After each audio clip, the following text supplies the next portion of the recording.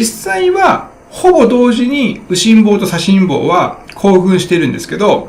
厳密にはわずかに右心房が先に興奮して、その後左心房が興奮してるんですね。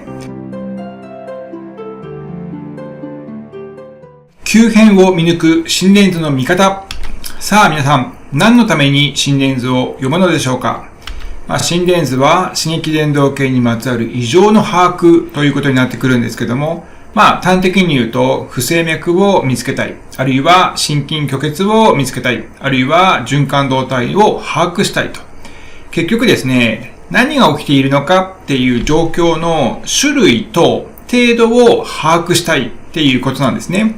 これは、普段セミナーでいつも言っていることなんですけれども、種類と程度の把握という概念は、非常に重要だというふうに考えていまして、例えば、肺炎であってもですね、どういう肺炎なのか、そして、外来で済むのか、入院するのか、ICU とか、肺炎一つによってもですね、いろいろ程度がありますよね。ですので、心電図の場合には、どんな種類なのか、どんな程度なのかというふうに考えていくことによって、今、我々看護師が行うべきことがですね、見えてくるのかなというふうに考えています。種類を見ていきますと、いろいろありますよね。心室細動とか、心室頻拍、3度の房室ブロック、R on T とかですね、ショートラン、心房細動、心房粗動、心房性の気外収縮、心室性の気外収縮、皆さん、この言葉を聞いたことがあると思います。で、これらはですね、大きく分けると、3つの種類に分けることができると思うんですね。経過観察をすることができるレベル。あるいは、ちょっと重症ですよ。この後、どうにかなってしまうかもしれませんよ。あるいは、もうどうにかなってますよというタイプの3つに分けることができるので、我々看護師はですね、どういう不整脈なのかっていうことを細かく把握することよりもですね、波形を見て、経過観察でいいのか、重症な不整脈が発生しているのか、もう循環動態が破綻しているのか、この3つに分けるということが大きな目標になってくるのかなと。不整脈の専門家になるわけではないので、そう考えると、細かいことは置いといてもいいわけですね。大事なことは自分たちがどう動くか、そのために心電図を使っていきましょうということになってきます。で、心電図の何を見るのか、これが分かっていないと心電図は当然読めません。自分が何を見たいのかということを理解しましょう。そのためには、リズムがどうか、心拍数は何回なのか、P 波はあるのかどうか、もし P 波があった場合には、P 波と QRS の関係性はどうか、QRS の幅はどうか、ST 部分はどうか、T 波はどうか、このように自分が何を知りたいのかということを理解することによって、心電図がだんだんと見えてくるようになってきます。P 波って何？ QRS って何というところがですね、心電図の初めの部分かなという気もしますけれども、これ分けて考えることが重要なんですね。一色単に PQRST というふうに言いますけども、実は塊が違うんですね。P 波には P 波の意味があって、で、QRS は QRS という塊で見ていく必要があって、T 波もちょっと別な意味を持っていると。で、具体的に P 波ってどういう意味を持っているんですかというと、P 波というのは心房の興奮を表しています。心房が動いたかどうかではありません。ここちょっと違うんですね。心房が興奮したかどうか。つまり、P 波を見ていることによって、心房が興奮したなということが分かってくるし、QRS は心室の興奮というふうに書いてありますけれども、心室の興奮は QRS の部分を見ることによって分かってくる。で、T 波というのはちょっと特殊なんですが、心室の興奮が冷めてくる過程。心室がギュッと動いた後に、その後ほわーっと元に戻ってくるんですが、その元に戻ってくる過程を見ているのが T 波ですよと。ですので、P 波がありましたという場合には、心房興奮したんですねという証拠になってくるし、QRS がありましたという場合には、心室が興奮したんですねというふうに考えることができると。先ほども言いましたように、ちょっと難しいのが、興奮イコール動いたということではないんですね。あくまでも興奮は興奮。つまり、電気が発生したということを示しているんですが、電気が発生したからといって、心臓が動いているかどうかというのは、話がまた変わってくると。なので、心電図を読むというよりはですね、心電図を見て、自分たちが考えなければいけない。その後、どう動くのかっていう材料にしましょうということなんですね。で、具体的にどう見ていくのか、まずはリズムから見ていきましょう。リズムというのは、トン、トン、トン、トン、トン、トンと、リズムよく打っていればですね、リズムが正常ということになってきます。よく PP 感覚とか RR 感覚という言い方をですね、していると思いますが、リズムが正常ということは、心臓が規則正しく動いてますよということを示しているので、規則正しく動いているということは、不整脈である可能性というものは、随分減りますよね。ですから、まずはリズムを見ましょうと。で、これは耳で聞いていて、トン、トン、トンっていう、病棟とかでね、ピコンピコンって言っているのを、聞いても構いませんし、心拍数を見るためにですね、脈を測りますよね。で、脈を見るとですね、リズムも分かってくるかと思います。で、PP 感覚というのは当然、P 波と P 波の感覚のことを指していますし、RR 感覚というのは、当然 R 波と R 波の感覚を指している。P 波って心房の興奮という話をしましたよね。ですから、PP 感覚が等間隔ということは、心房が等間隔で興奮しているということを示していますし、心房から電気が発生すると、その電気が心室へ移動するわけですが、心室が興奮すると QRS が出てきます。ですから、R 波が等間隔で出ているということは、心室が、同じようなリズムでですね、心室が興奮しているというふうに考えることができるということですね。続いて心拍数ですけれども、心拍数は心臓が動いた回数、そのままですよね。通常60回とか、70回、80回、それくらい動いているわけなんですが、心臓が動いたかどうかということを数えるために、このメモリを使っているんですね。で、このメモリには決まりがあります。で、これは覚えなければいけません。面倒かもしれませんけれども、心電図を理解する上で非常に重要ですので、ここは覚えましょ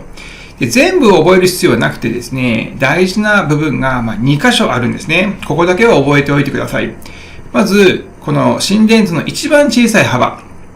一番小さい幅、1mm というふうに書いてありますが、この一番小さい幅が 0.04 秒ということですね。この 0.04 という数字。で、この 0.04 という数字が5個集まると何秒になりますかね。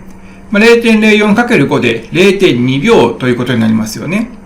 この 0.04 という数字と 0.2 という数字がわからないと、実は心電図って読めないんですね。心電図が読めない人というのは波形で見ようとするんですね。でも実際に心電図って様々な波形がありますので、波形を覚えても実際にはあんまり意味がなくてですね、この時間がどれくらいかかっているのかっていうのを見ていくと。どういうことかっていうと、心電図というのは、心臓が興奮した電気の力と時間のグラフなんですね。今は覚えなくてもいいんですけれども、心房から心室まで電気が届く時間というのは、正常だとですね、0.2 秒以内なんですね。同型節からパッと電気が発生して心室に届くまでの時間が 0.2 秒以内であれば正常なんですが、0.2 秒以上かかってくると、これはある不整脈ということになってきます。で、そうすると、どうしたって時間を測らなければいけない。で、0.2 秒ってね、ストップウォッチで、はいよって言ってもですね、これ測れないわけです。ですので、グラフに起こして、グラフの時間を測って、0.2 秒以上かかっているなというふうに判断していくということですね。で、先ほどお話をした、この大きなマス1マスがですね、0.2 秒という話をして、一番小さなマスが 0.04 秒という話をしました。ですので、このマスを数えることによって何秒かっていうのがわかります。今回の場合には 0.2 秒が4マスになってますので、これは 0.8 秒ごとに P 波あるいは R 波が出現しているということになります。ってことは、これ計算するとですね、1分間が60ですから、60秒間の中に 0.8 秒ごとに R 波が出てくるということになりますから、60秒割る 0.8 で75っていう数字になりますよね。ですから、この患者さんは心拍数は75だなというふうに考えることができると。いや。そんな面倒なことやってないで、モニターの数字を見たらいいじゃんというふうに思うかもしれません。確かにそれはその通りなんですね。心拍数を見る場合には、基本的に右上とか左上に書いてある心拍数75っていうのをですね、そのまま信用すればいいんですが、ただ、これ実は 100% 信用できる数字ではない。どういうことかっていうと、ダブルカウントというものがあります。で、ダブルカウントってどういうことかというとですね、例えばこちらを見ていきますと、これ T 波が高いんですね。T 波が高い。これは、後でまたお話をしますけれども、高カリウム血症の場合に T 波が高くなってくるということがあるんですけれども、T 波が高くなっている場合、こちらが R 波で、こちらが T 波ということになるんですけれども、心電図の機械がですね、両方とも R 波かなというふうに考えたら、心臓が2回動いたというふうに数えますよね。でも実際1回しか動いてませんよね。でも2回動いたというふうに思ってしまうと、本当は心拍数が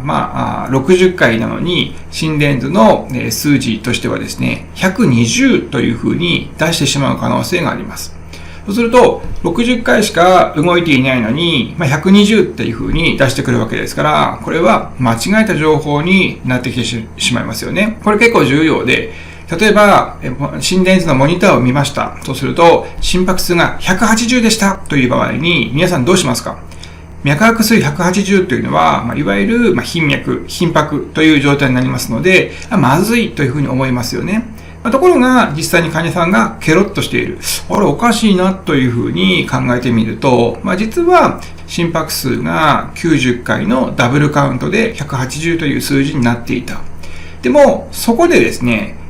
この心電図を読むのは、急変を見つけるためということを一つの目的にしているんですけれども、心拍数が、本当は90なのに、ダブルカウントで、180になっていたから、大丈夫じゃんと、ダブルカウントじゃんというふうに話を終わりにしてしまいがちですけれども、実際は、もし T 波が高いという状態であれば、もしかするとカリウムが高いなどのですね、電解質を調べた方がいい状況かもしれません。ですので、ダブルカウントになっているということで、思考を止めるのではなくてですね、なぜダブルカウントになったんだろうと。T が高いよねというふうに考えて、その原因を突き詰めていくということが、この先の急変を未然に防ぐということにつながってくるわけですね。非常に重要です。そして、心拍数を見るためには、数字だけを見てはいけないという話になってくるわけですけれども、グラフを見るときに、じゃあいちいちさっきの割り算するのという話になってくるけれども、いや、私ちょっと割り算ちょっとっていう人もね、実際いると思うんですね。で、パパッと暗算できるかというと、なかなか難しいかもしれません。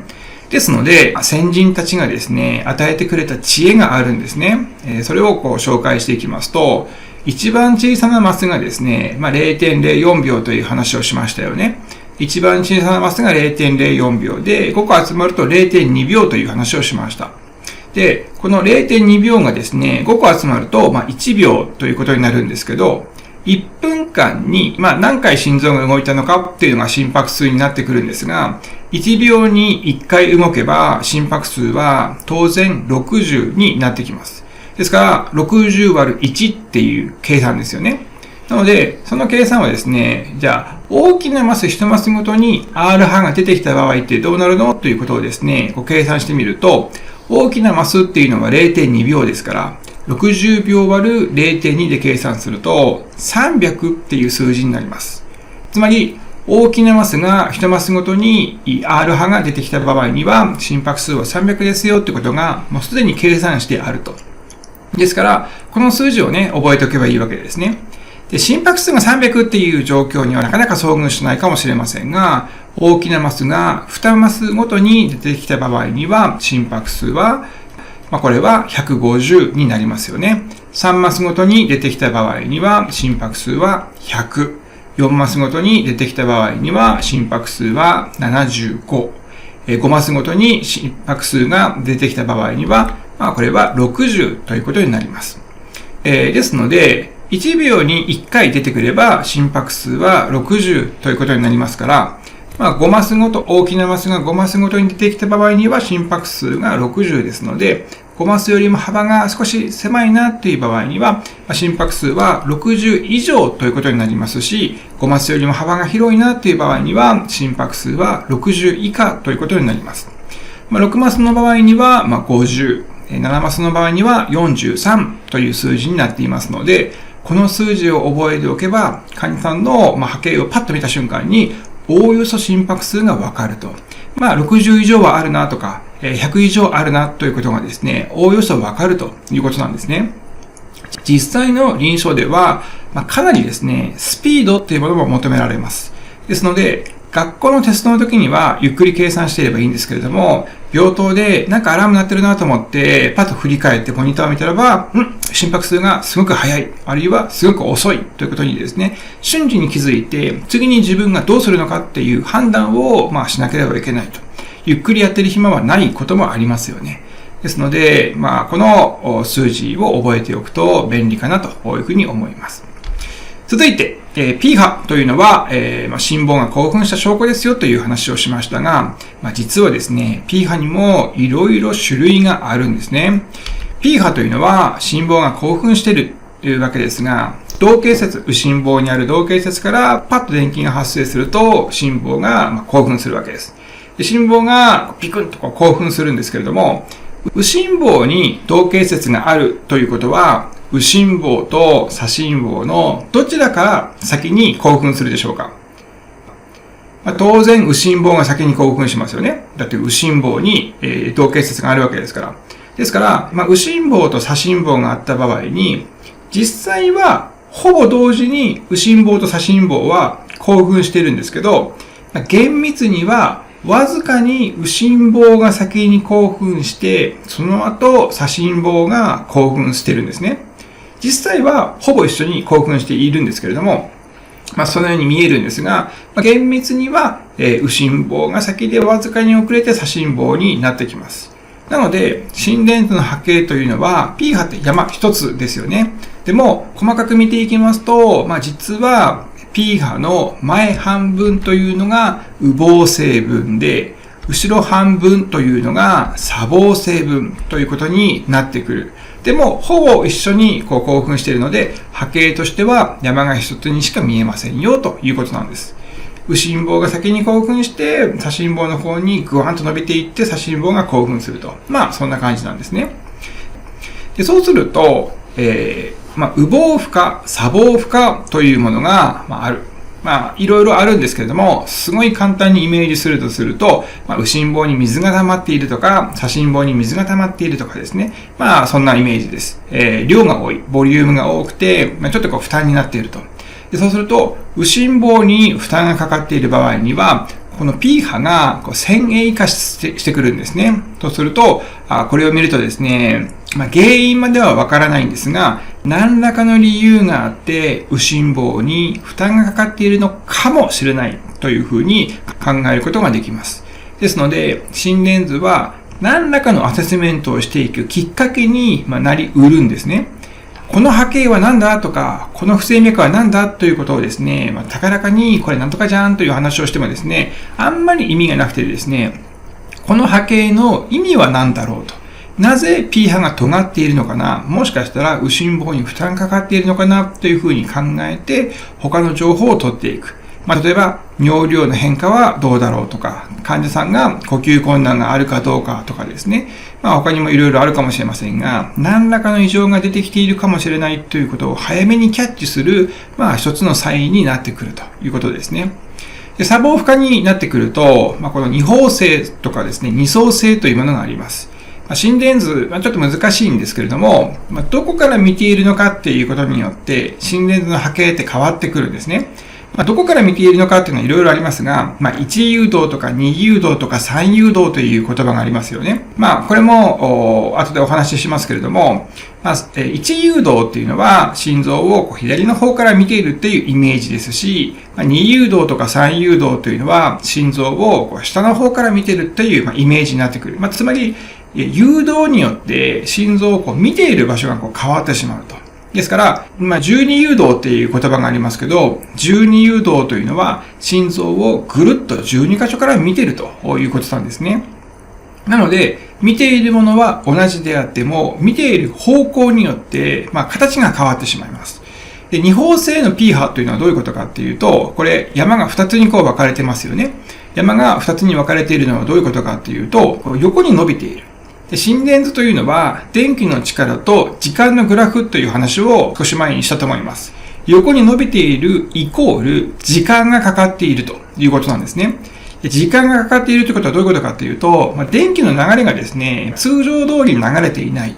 で、山が2つに分かれているってどういうことかっていうと、最初の山が羽毛成分という話をしたと思います。ですので、一番最初に羽毛が興奮して、本来はほぼ同時に興奮しているわけですけれども、砂防負荷がかかっている場合には、最初に羽毛が興奮して、その後、砂防に電気が届くのが、ちょっと時間がかかってから興奮していると。そうすると、本来はこんな感じで興奮してほぼ同時なんですが、砂防負荷がかかっていると、最初に羽毛が興奮して、その後少し時間がかかってから、砂防が興奮していると。そういうイメージですね。時間がかかると、当然グラフとしては伸びてくる。で、見ている場所によっては、二方性になったり、あるいはこっちから見たり、こっちから見たりってことがありますので、二層性というものもあるんですけれども、意味としては一緒です。砂防負荷がかかっている。何が起きているのかってことはわかりません。僧帽弁の異常かもしれませんし、何が起きているのかっていうのはわからないんですけれども、何らかの理由があって、心房に負担がかかっているな、じゃあ、患者さんの症状を確認しようとかですね。そのように自分たちが次のアクションが起こせれば、もうそれで十分ということですね。で、P 波を見ることによって、いろいろ情報が取れるんですね。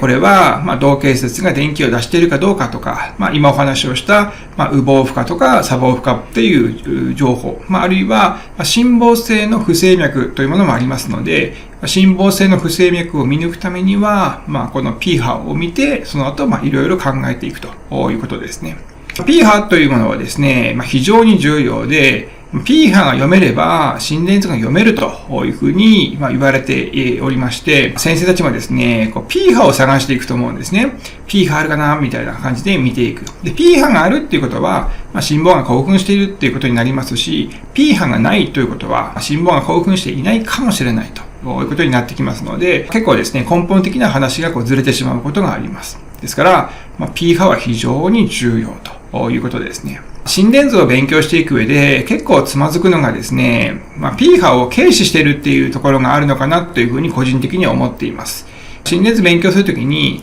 QRS の形っていうのは結構ですね、ダイナミックに変化しますので、これは心室気外収縮だとかですね、心室頻迫だという感じで、結構勉強しやすいところがあるんですけど、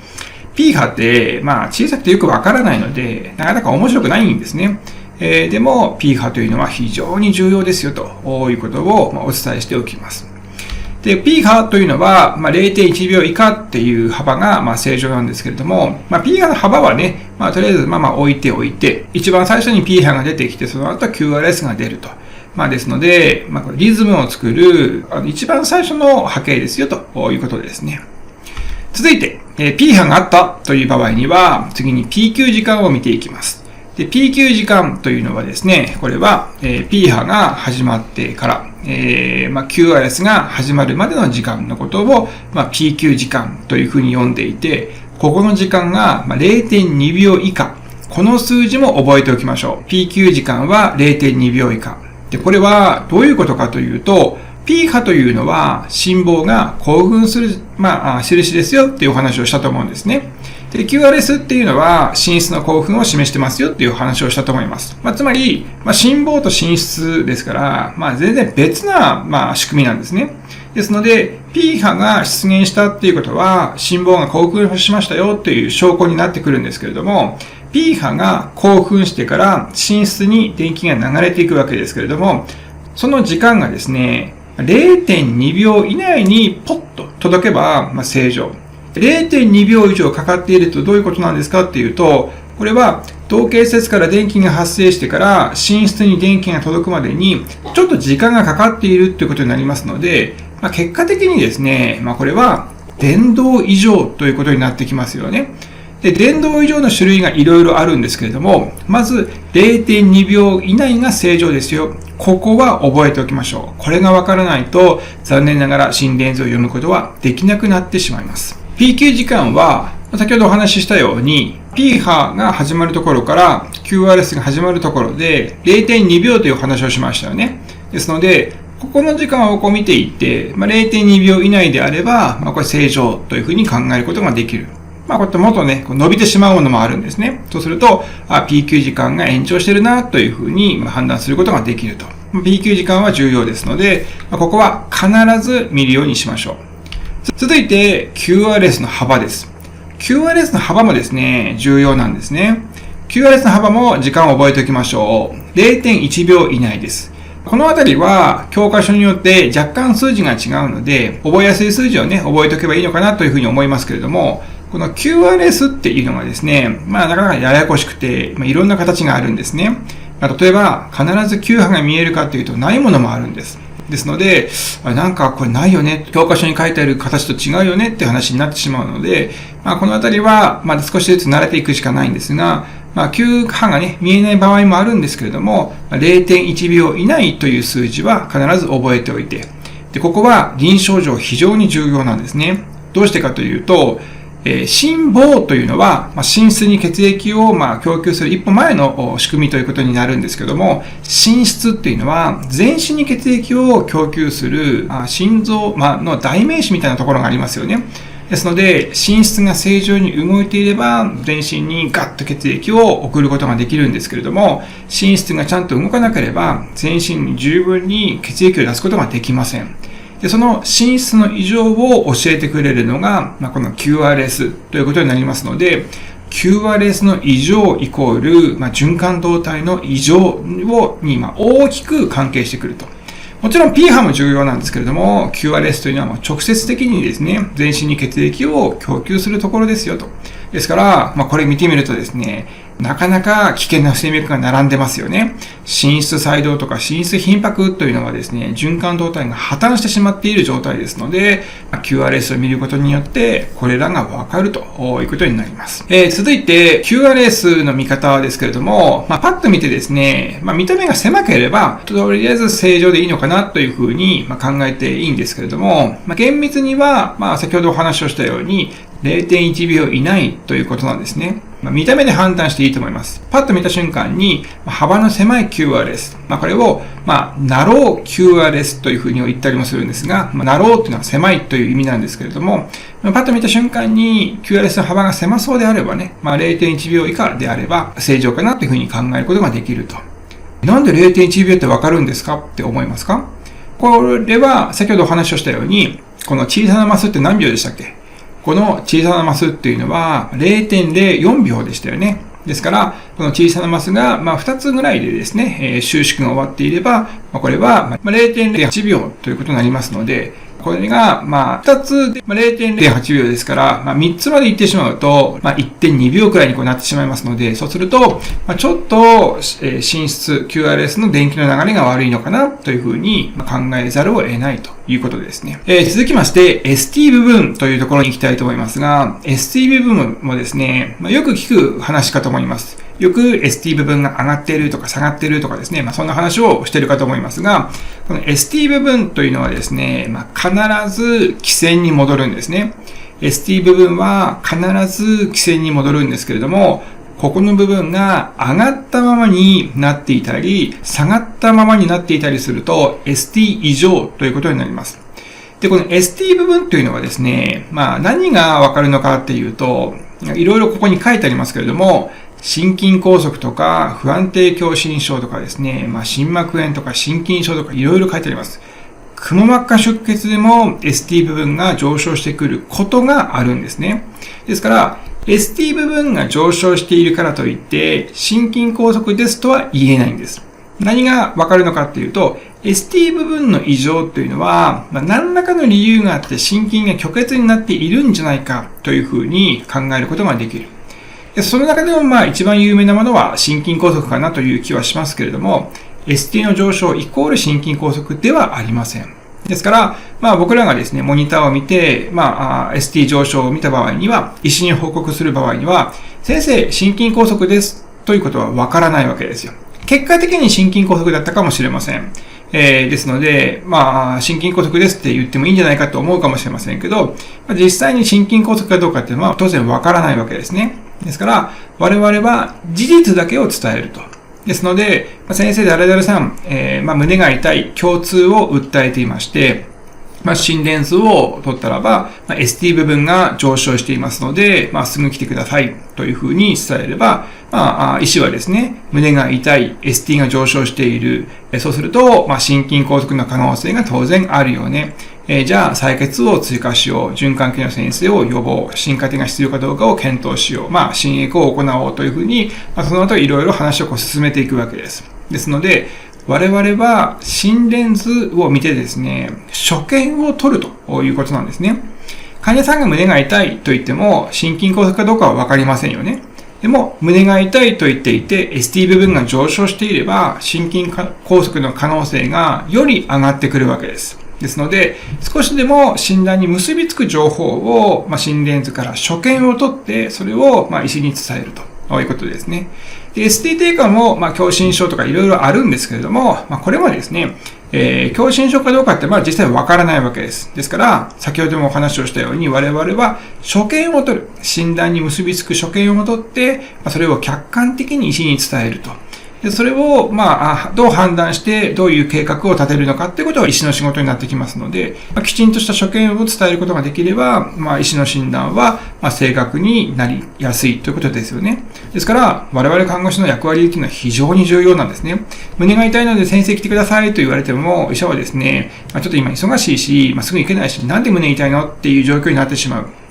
ですが、先生胸痛くて ST が上昇していますというと、心筋梗塞かというふうに思うので、一番最初に、じゃあすぐ行くけど、とりあえず採血しといてっていうふうに、第一歩が踏み出せますよね。ですので、我々看護師が心電図が読めるっていうのはですね、非常に重要という認識を持っていただければと思います。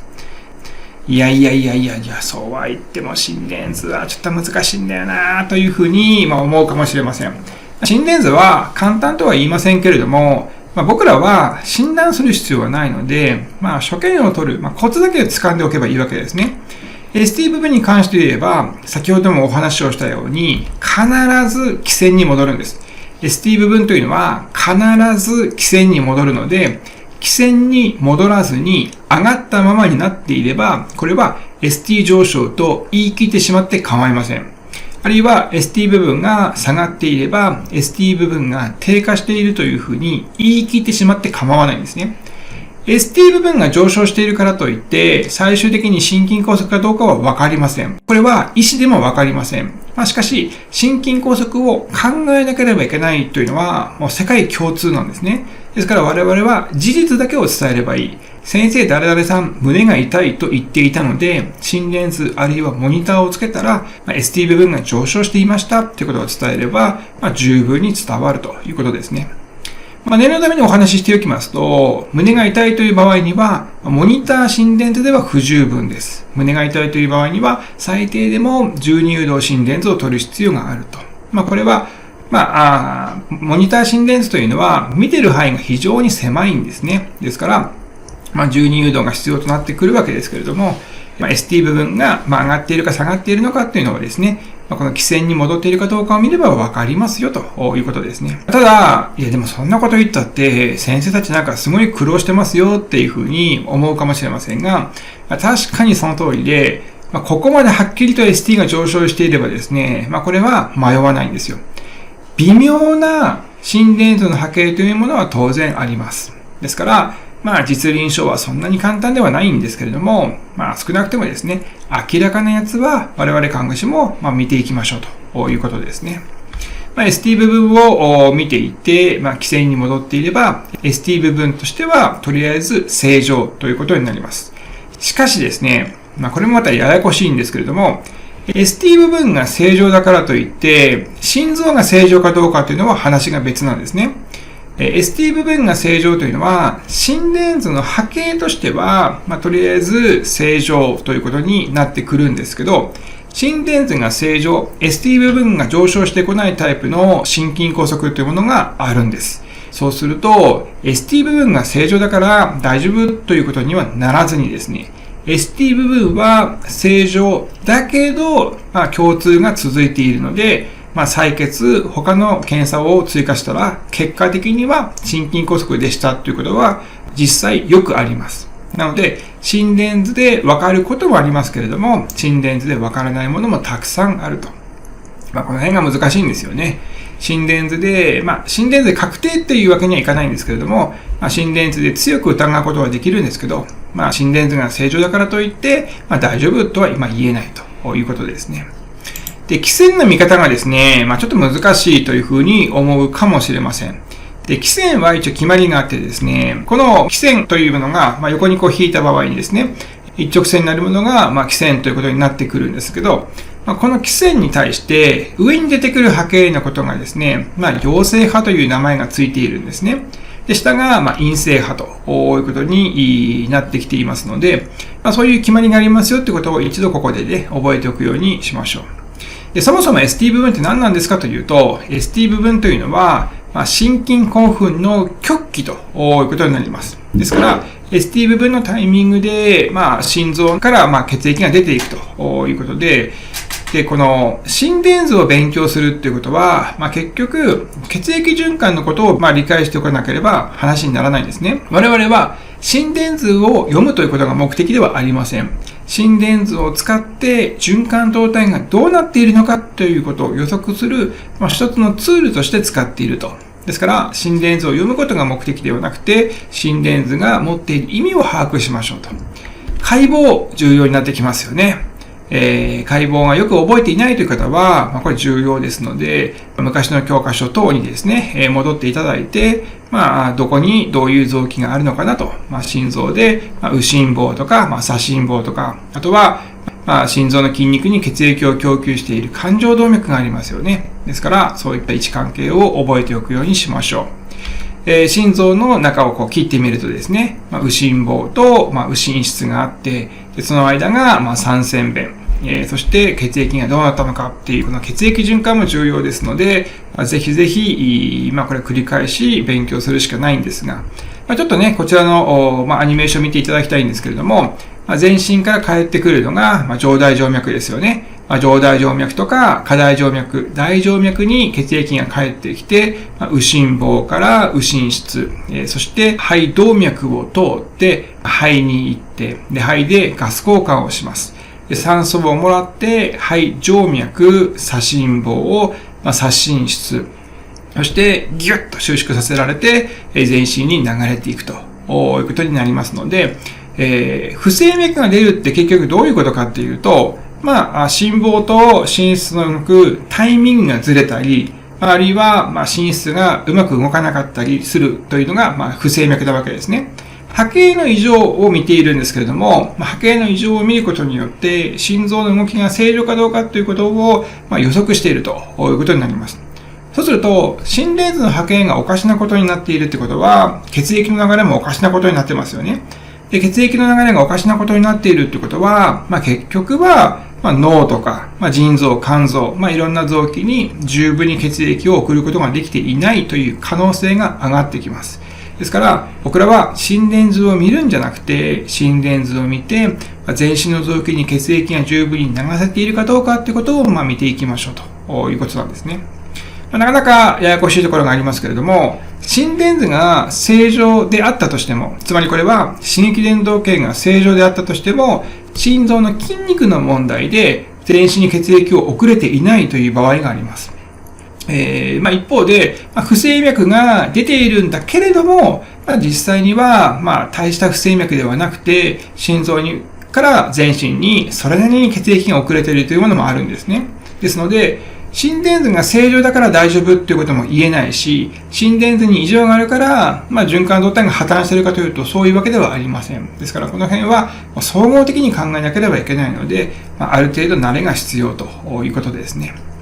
で、心臓そのものに血液を供給しているのは、冠状動脈ですよね。これは心臓をこの辺りのレベルで輪切りにして、真上から見ているという状況で、上にあるのが肺動脈弁で、真ん中にあるのが大動脈弁、そして三尖弁と僧帽弁ということになりますよね。で、大動脈弁から血液が出た瞬間に、冠状動脈に血液を流しているので、こちら側が右の冠状動脈で、こちら側が左の冠状動脈ということになってきます。心臓は自分自身で血液を供給して、全身に血液を供給しているのが心臓という臓器ですけれども、実際には胃の一番に自分でもらうんですね。自分で血液を供給して、胃の一番で自分でもらって、自分の筋肉に血液を供給して、自分が元気よく動いて、全身に血液を供給していると。そういう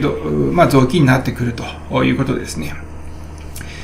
で、ST 部分というのが、心臓興奮の虚気という話をしましたけれども、これは、心臓の筋肉に十分に血液が供給されなくなってくると、虚血という状態になってしまいます。先ほどもお話をしたように、心臓というのは自分で血液を出して、自分で血液をもらって、自分で筋肉を、栄養、養っているということですね。そうすると、何らかの理由があって、心臓の筋肉に十分に酸素が供給されない、栄養が供給されないと、これは、虚血性の変化、つまり、痛みが出てくるということになってくる。で、十分に収縮することができないと、十分に血液を供給することができなくなってしまいますので、最終的には心不全という状態になってくるわけなんですが、この虚血というものには、代表的な病気は、やはり狭心症とか、心筋梗塞というものがあると思いますが、実際にはいろいろあるんですね。異形狭心症とか不安定狭心症とか、弁の疾患でも十分に血液を供給することができなくなります。例えば、閉鎖不全という状態だと、心臓から血液を供給して、で、本来は大動脈弁がバチンと閉まるので、血液は左心室に戻ってこずに、そこで冠状動脈にガッと流れる。ところが、弁の締まりが悪かったら、心臓から血液をギュッて送っていって、弁が閉まらなかったら、本来はバチンと閉まるはずなのに、ひょろんとなってしまったらば、左心室の方に血液が戻ってしまいますよね。なので、冠状動脈に流れるはずの血液が左心室に戻ってしまう。ですから、弁膜症、大動脈弁の閉鎖不全症でも、心臓の筋肉に十分に血液が供給できませんから、狭心痛が出てくるんですね。心臓の筋肉からすると虚血という状態になります。大動脈弁狭窄症も、中身は違いますけれども、結果的には同じような感じで、十分に血液を出すことができない。十分に血液を出すことができないので、結果的には冠状動脈に血液を十分に流すことができずに、結果的には狭心痛が出てきます。ですから、狭心症の患者さんが、すべてがですね、冠状動脈が狭くなって、狭心痛になってくるかというと、狭心症でも狭心痛は出ますし、弁膜疾患でも狭心痛が出てくるということですので、狭心痛イコール狭心症ではないということをですね、理解しておく必要があります。その他にも、心筋症とか、心膜炎とか心筋炎とかですね、不整脈が出て十分に血液を供給することができなければ、結果的に心臓の筋肉が虚血になってしまいますよね。頻脈で、たくさん心臓が血液を送っているんだからいいんじゃないかっていうふうに思うかもしれませんが、これもややこしいんですけれども、早く動くっていうことは、心臓はギュッて収縮して、で、ガッと拡張して血液が全身から返ってくるわけです。心臓の仕事は何ですかっていう質問をですね、よくセミナーとかでしているんですけれども、ほとんどの方がですね、血液を送ることですというふうに答えるんですが、確かに心臓というのは血液を送るという仕事をしているんですけれど、実際には収縮して血液を送り出して、拡張して血液を回収するっていう仕事をしている。収縮して、血液を送って拡張して血液を回収している。頻脈の患者さんというのは、その収縮と拡張のタイミングが非常に早いので、十分に収縮する前に血液を供給して、十分に拡張する前に血液を心臓がもう一回次の収縮に入ろうとしますので、十分に血液を回収することができない。つまり、頻脈になってしまって、結果的には狭心痛が出てくる患者さんがいます。これは、臨床経験のある方であればわかると思うんですけれども、とにかく脈をゆっくりにするっていうことを、診療として優先していると思うんですね。脈を抑えることによって、結構難しい。酸素消費量を減らすとかそういうこともあるんですけれども、冠状動脈に十分に血液を供給する。ですから、頻脈性の不整脈とかは、それやっぱり止める必要があるんですね。脈が速いと心臓の筋肉が酸素不足になってしまうというイメージをぜひ持っていただければと思います。というわけで、ST 部分に異常があるってことは、とにかくね、何かが起きているということは我々は意識しておく必要があります。例えば、先生誰々さん、呼吸が苦しそうで、心電図を見てみると、ST 部分が、すいません、ちょっと私よくわからないんですけれども、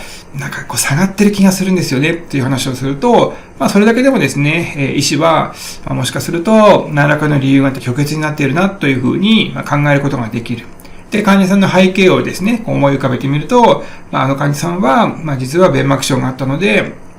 弁が結構厳しいところまで来てるのかなというふうに考えることができるので、じゃあなるべく早く行くけれども、ちょっと今すぐ行けないので、エコーだけ、手配しておくから、エコー先にやってもらってっていう感じで、そうすると、どういう治療をすべきかっていう方向性がね、早めに、わかると。ですから、何でも言いますように、我々看護師が、心電図がちょっとでも見れるというのは、臨床的には非常に意味があるということですね。続いて T 波というところを見ていきたいと思いますが、T 波というのはですね、これは急性心筋梗塞の場合にも T 波が上昇してきたり、電解質異常でもですね、T 波が異常が出てきたり、R on T というものがあったりします。ですので、この T 波もですね、重要なんですね。で、T 波っていうのは、心筋梗塞の場合には、先ほど ST 部分という話をしましたけれども、心筋梗塞になったばかりというのは T 波が上昇してくることがあります。で、救急外来に来る心筋梗塞の患者さんというのは、すでに T 波が上昇した次の段階、ST 上昇に進んでいることがありますので、救急外来ではあまり見ることはできないかもしれません。しかし、病棟の患者さんで胸が痛いと言っている患者さん、ST 部分は異常がなくても T 波が盛り上がっている場合には、やはりこれは心筋梗塞っぽいということになってくると。あるいは T 波がですね、陰転化しているという場合がありますが、こういう患者さんというのはですね、過去に心筋障害を起こした可能性があるということなんですね。いや、過去の心筋梗塞なんて別にどうでもいいじゃないですかと。もう終わった話でしょと。大丈夫と思うかもしれませんが、これが非常に盲点でして、過去の心筋梗塞っていうことは、どういうことかっていうと、生き残った心筋梗塞ってことになるんですよ。別の言い方をするとですね、治療がまだ終わっていない心筋梗塞の可能性があるんですね。心筋梗塞の患者さんって全員が、胸が痛いと言って救急車で病院に来るわけではありません。なんか変な感じがするけども、寝たら少し良くなったかなみたいな患者さんも普通にいます。でも、3日4日して、心不全症状が出てきて、なんかおかしいからちょっと病院行くかと言って、病院行って、心電図を見てみて、陰性 T 波がある場合には、ちょっと前になんか胸が重苦しい感じしませんでしたかというようなことを聞かれて、いや、実は3日前の夜にっていう話をすると、おそらくその時に心筋梗塞を起こしたと思われますという話になりますので、そうすると、治療ができていない心筋梗塞になりますから、いつ急変するかわかりませんよね。ですので、陰性 T 波、もうこの患者さんは心筋梗塞ってことが分かってますよと、あるいは治療も終わってますよっていう場合には、少し安心してもいいんですけれども、治療の終わっていない心筋梗塞だった場合には、要注意ということになりますので、陰性 T 波を見つけたらば、治療がどうなっているか、診断がどうなっているかを確認するようにしましょう。続いて、テント上 T 波というところに行きますけれども、このテント上 T 波っていうのは、結論から言うと、高カリウム結晶の恐れということなんですね。登っていくところと下がっていくところが、ちょっと下がってますよね。へこんでるというか、本当テント見たくなっている。ですので、テント上 T 波という言い方をするんですけれども、これは、高カリウム結晶で、高カリウム結晶って何なんですかというふうに思うかもしれませんが、結論から言うと、心停止の可能性があるということですから、テント上 T 波はですね、絶対に見逃してはいけません。でもそんなこと言われても、じゃあ、モニターとかつけないと、点塗上 T 波、ね、出てるかどうかわかりませんよねと。入院している患者さん全員モニターつけるんですかという話になってしまうんですが、高カリウム血症になる患者さんというのは、おおよそ決まっているんですね。いろいろあるんですけれども、一番はですね、尿量減少です。カリウムというのは、おしっこから排泄されますので、簡単に言うと、おしっこが出ないとカリウムが上昇してきます。で、カリウムが上昇してくるということは、当然、点塗上 T 波が出てくる可能性がありますので、おしっこが出ない患者さんは、モニターをつけておきましょうと。で、そうすると、点塗上 T 波を、早期に見つけることができますよということですね。で、点塗上 T 波が出ているような患者さんというのは、必ず、採血のチェックが入りますし、治療も始まると思います。で、治療した結果、単純に言うと、おしっこが出ないから高カリウム血症になっている場合には、利尿薬を使うわけですね。で、利尿薬を使うとですね、おしっこがたくさん出てくれるかもしれません。そうすると、今度はカリウムが下がりますよね。で、カリウムが下がると、T 波の平坦化というものが出現してきまして、こんな感じのT 波になってくる。で、平坦化しているからといって必ずしも低カリウム血症ではありませんが、あくまでも可能性がある。特に利尿薬を使って大量におしっこが出ている場合の T 波の平坦化も注意が必要です。なぜかというとこれは低カリウム血症なんですね。高カリウム血症がまずいというのはなんとなく知っているかもしれませんが、実は低カリウムも怖いです。これは心不全になったり不整脈が出ることがあります。ですから T 波を見るということに加えて、尿量ですね。尿量と T 波を合わせて見ることによって、患者さんに何が起きているのかということがですね、わかりやすいかなというふうに思いますので、ぜひぜひですね、尿量と T 波というものをですね、合わせて見る癖をですね、つけていただければと思います。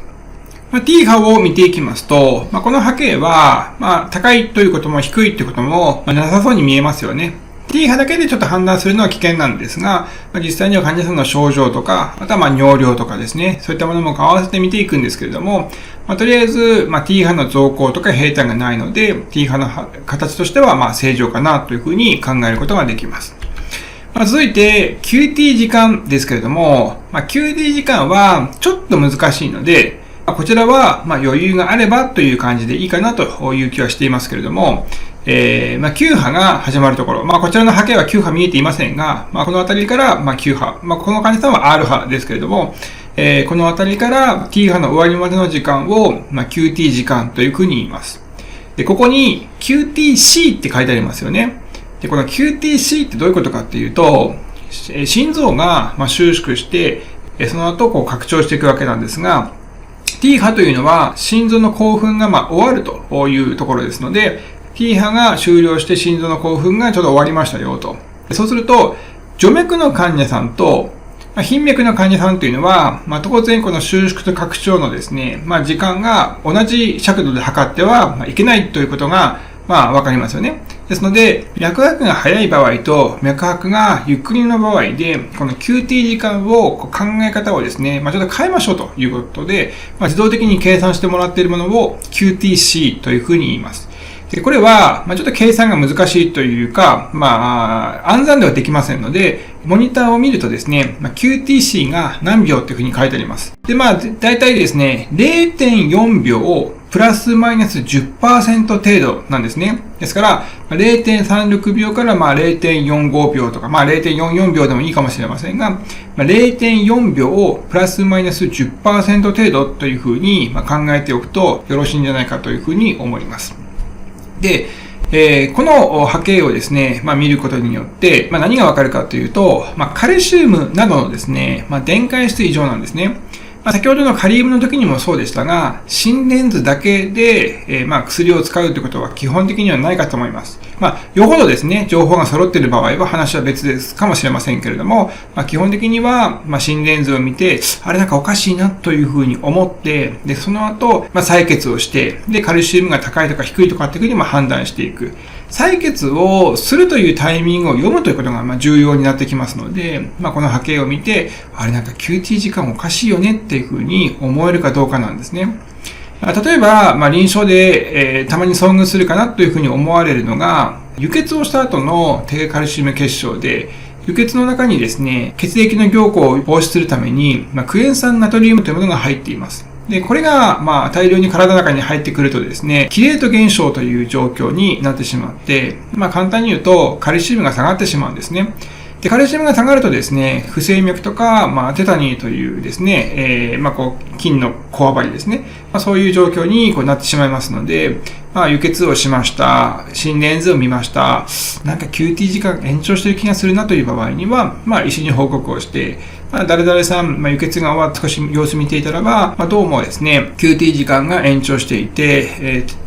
手足が少し硬い気がしますと、テタニーが出ている感じがしますという話をすると、医師はですね、カルシウム低いのかなというふうに考えて、じゃあ採血してっていうオーダーをね、くれると思いますので、最初はQTC までは見なくてもいいのかなと個人的には思っていますけれども、だんだん慣れてくると、そういう情報も取れるということなんですね。というわけで、見るべきポイントというのはですね、この7項目になってくると思います。リズムはどうか、心拍数は何回か、P 波があるかどうか、P 波があった場合には、P 波と QRS の関係性はどうかなと。で、PQ 時間が 0.2 秒で、という話をしましたよね。で、QRS の幅が0.1 秒以内。ST 部分が基線に戻っていて、T 波が、増高も平坦化もないということであれば、これは正常ということになります。ですので、正常同調率で、ノーマルサイナスリズムというふうに言いますけれども、心電図的には正常ですね、ということになってきます。心電図が正常でも血圧が低いという状況は起こり得ます。ですから、心電図が正常イコール、循環動態が正常ということではありません。しかし、これは大きな意味があって、患者さんの状態が悪い、明らかに血圧が下がっているということが分かっているけれども、心電図が正常であるということは、これは心電図以外の問題だな、心臓以外の問題だなというふうに考えることができますよね。例えば、出血をしていれば、刺激伝導系には基本的に異常はないわけです。ですが、当然血圧は下がってきますよね。ですから、この人どうして血圧が下がっているんだろうというふうに考えて、とりあえず心電図見てみましょう。心電図は、リズムも正常、P 波も、あるし、心拍数も速くも遅くもないし、PQ 間隔も正常だし、QRS の幅も正常だし、ST 部分も T 波も異常がない。ということは、刺激伝導系に異常がない、正常同調率という状況になりますので、他の問題だっていうふうに考えることができると。でも、出血していたら脈拍速くなるんじゃないですかっていうふうに思うかもしれませんが、実際の臨床では、これ騙されるんですね。例えばですね、ベータブロッカーっていう薬を飲んでいると脈が速くなりません。ですから、そういうことも僕らは考えなければいけないと。この患者さんは不整脈はないので刺激伝導系に異常はないはずだけれども、血圧が下がっている。じゃあ出血かもしれないと。でも出血だったらば脈拍速くなるはずだよな。いや待てよと。この人、心臓の薬飲んでるよなっていうふうにいろいろ考える。そうすると、やっぱりこの人は出血かもしれないっていうふうに考えて、医師に報告をすると。そうすると、エコーとか、CT とか、そういう検査を行うことによって、早期に発見することができますよね。ですから、心電図で不整脈がないということも情報としては重要なんですね。先生、誰々さん呼吸が苦しいという状況がありますが、心電図はとりあえず正常同調率ですというふうに報告することができれば、じゃあ他を当たってみましょうということになるわけです。この伝導時間のところでですね、ぜひ皆さんに覚えておいていただきたいことがですね、PQ 時間が 0.2 秒以内ということと、QRS が 0.1 秒以内という数字はですね、これ非常に重要ですので、ぜひ覚えておいていただければと思います。あとは心機伝導系ですね。これもなかなか難しいんですけれども、同系節で電気が始まって、その電気が同系節、房室系節、筆足、右脚、左脚、プルキン線維と。刺激伝導系に異常が出てくるのが不整脈ということになりますので、同系節から出るべきなのに、同系節から電気が出ないとかですね、同系節から房室系節に電気が届かない、ブロックされているとかですね、右脚ブロックとか左脚ブロックという言葉も聞くかと思いますが、右脚だけブロックされているとか、左脚だけブロックされているとかですね、気外収縮というのは突然心房から電気が発生したり、あるいは心室から電気が発生したりというものが気外収縮ということになってきます。ですので、刺激伝導系ということもですね、復習しておかないと、ちょっと不整脈の理解がなかなかできないかなというふうに思っています。というわけで、見るべきものと、その内容を覚えていくということで、繰り返しになりますが、リズムがどうか、心拍数がどうか、P 波があるかどうか、P 波の形はどうか、PQ 時間は 0.2 秒以内かどうか、QRS は 0.1 秒以内かどうか、ST 部分は規制に戻っているかどうか、T 波はどうか、余裕があれば QTC を見ていくと。これを見ていくことによって、おおよそ、心電図の情報というものをチーム医療の全員で共有することができるということですね。セミナーでは、心電図の実際の見方とか、臨床ではですね、どういうところに注意するというお話をしていますので、今回の YouTube では、ここまでにしますけれども、ぜひですね、出直し看護塾にお越しいただきまして、出直し看護塾ではもうちょっとですね、難しい話もすることもありますが、基本的な内容が分かっていればですね、理解できるようにお話をしていきますので、心電図がどうしても苦手だなという方、心電図の知識っていうものは必ず皆さんのアセスメント能力を高めてくれますので、この動画を見ていただいて、自分も心電図の勉強しようかなと思った場合には、ぜひぜひ出直し看護塾にお越しいただければと思います。出直し看護塾では、第2、第4日曜日にですね、10時から16時の休憩時間を入れて、6時間のセミナーを行っております。休憩時間はだいたい1時間ちょっとありますので、実質5時間くらいになってくるかと思いますけれども、心電図を見るということが、波形を読むということだけを目的にせずにですね、僕としては、急変を見抜くということを、目的にしていますので、